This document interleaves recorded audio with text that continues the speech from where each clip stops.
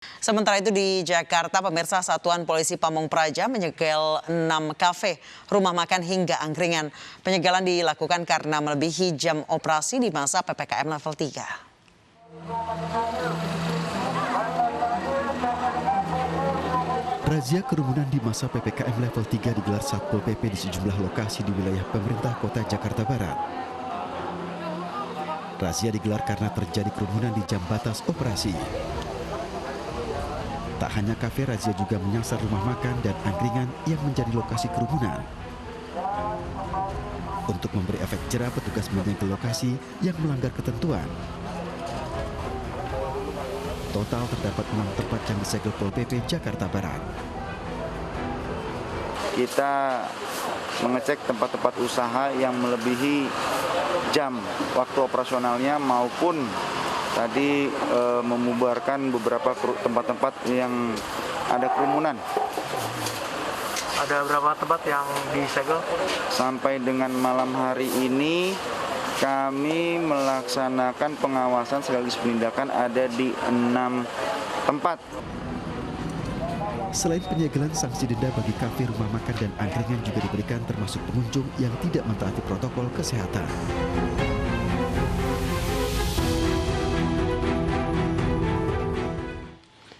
Ganjil genap di kawasan wisata Ancol dan Taman Mini Indonesia Indah mulai berlaku setiap akhir pekan. Sistem ganjil genap diberlakukan untuk mengurangi kerumunan seiring dibukanya kembali objek wisata di masa PPKM level 3. Penerapan sistem ganjil genap menuju kawasan wisata mulai diberlakukan sejak Jumat 17 September 2021 kemarin. Di Taman Mini Indonesia Indah, pemeriksaan dimulai dari gerbang pintu 1 dan taman segitiga. Ganjil genap berlaku bagi kendaraan roda 4. Ganjil genap berlaku di akhir pekan, dimulai hari Jumat, Sabtu hingga Minggu, mulai pukul 12 siang sampai pukul 6 sore. Selain di Taman Mini, pemberlakuan ganjil genap juga berlaku di kawasan Ancol, Jakarta Utara. Pemeriksaan dimulai dari pintu masuk.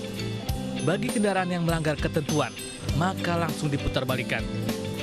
Pihak pengelola memberikan kelonggaran bagi pengunjung yang terlanjur membeli tiket secara online. Pengunjung dapat mengatur ulang jadwal berkunjung selama 3 bulan ke depan. Dan pemirsa, untuk mengetahui kondisi suasana di lokasi wisata, ada rekan Vito Erlangga di kawasan Puncak Bogor, Jawa Barat. Selamat malam, Vito. Vito, sejauh ini seperti apa kondisi di Simpang Gadok tempat Anda melaporkan? Apakah masih terjadi kepadatan?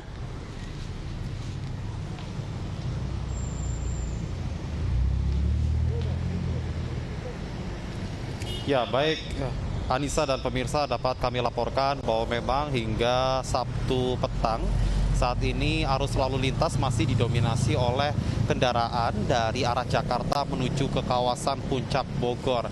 Setelah dilakukan pembukaan di 2 lajur, baik dari arah Puncak maupun dari arah Jakarta menuju ke kawasan Puncak, memang kami memantau sejak siang hingga Sabtu petang ini kendaraan didominasi oleh kendaraan dengan plat nomor B atau berasal dari wilayah Jakarta. Kemudian meskipun saat ini memasuki masa uji coba untuk terkait dengan penerapan ganjil genap di kawasan Bogor, namun kali ini kami melihat antusiasme masyarakat khususnya wisatawan dari luar daerah untuk berkunjung ke kawasan wisata Puncak Bogor ini masih cukup tinggi. Untuk itu dari pihak kepolisian sendiri memang bersama dengan sejumlah instansi lainnya masih terus melakukan ganjil genap dan melakukan upaya pembatasan di sejumlah tempat wisata. Sehingga meskipun sejumlah tempat wisata di kawasan Puncak Bogor ini sudah mulai dibuka, akan tetapi masih terbatas, artinya hanya 50% dari kapasitas maksimum. Anissa. Baik, Vito, kalau misalnya untuk sistem satu arah diberlakukan, ini biasanya berdasarkan apa diberlakukannya?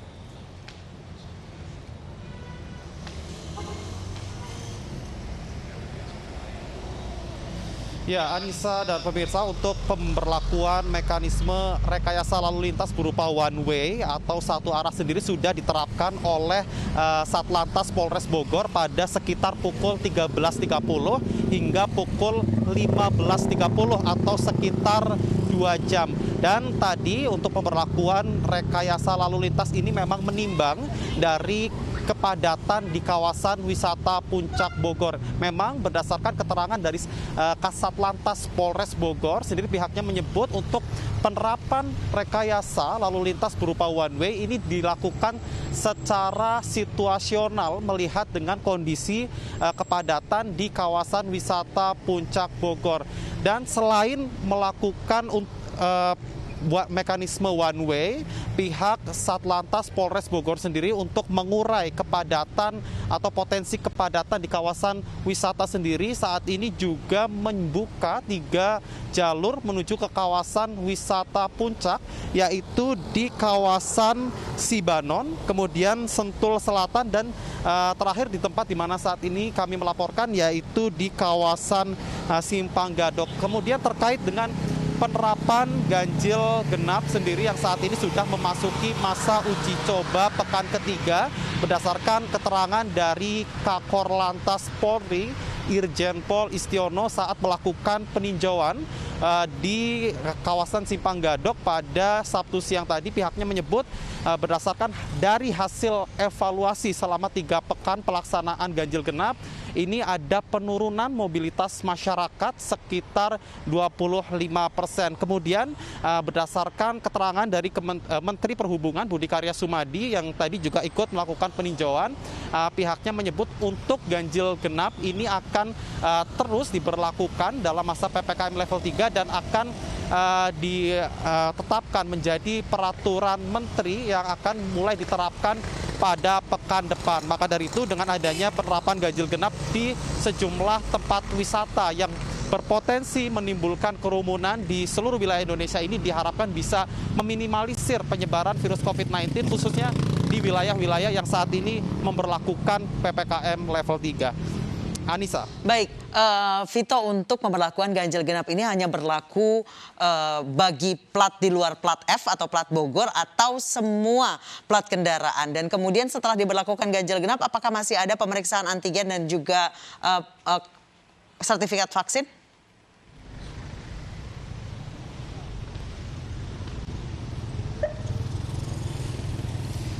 Ya, baik Anissa, dapat kami informasikan bahwa berdasarkan keterangan dari Kasat Lantas Polres Bogor sendiri, pihaknya menyebut memang dalam rangka pengendalian mobilitas masyarakat khususnya di kawasan wisata Puncak, untuk pemberlakuan ganjil genap sendiri memang tidak melihat dari apakah kendaraan tersebut berasal dari luar daerah, namun juga beberapa plat nomor F atau kendaraan yang memang merupakan warga atau kendaraan dari asal Bogor sendiri juga jika melintas dengan plat nomor tidak sesuai tanggal ini juga ikut diputar balikan. Artinya dari pihak kepolisian sendiri tidak hanya melihat dari keluar daerah saja, akan tetapi dari warga Bogor sendiri yang memang menggunakan kendaraan dengan plat nomor tidak sesuai tanggal juga ikut diputar balikan. Kemudian terkait tidak hanya pemeriksaan plat nomor kendaraan saja, setelah mendapatkan pemeriksaan plat nomor, untuk kendaraan yang diperbolehkan melintas ini juga akan diperiksa terkait dengan kepemilikan STNK. Hal ini untuk mengantisipasi adanya penggunaan plat nomor palsu. Selain itu juga wisatawan masih diwajibkan untuk membawa sertifikat vaksin selama melakukan aktivitas wisata di kawasan Puncak Bogor. Kembali ke studio. Baik, terima kasih rekan Vito Erlangga melaporkan langsung dari Puncak Bogor, Jawa Barat. Selamat bertugas kembali, Vito.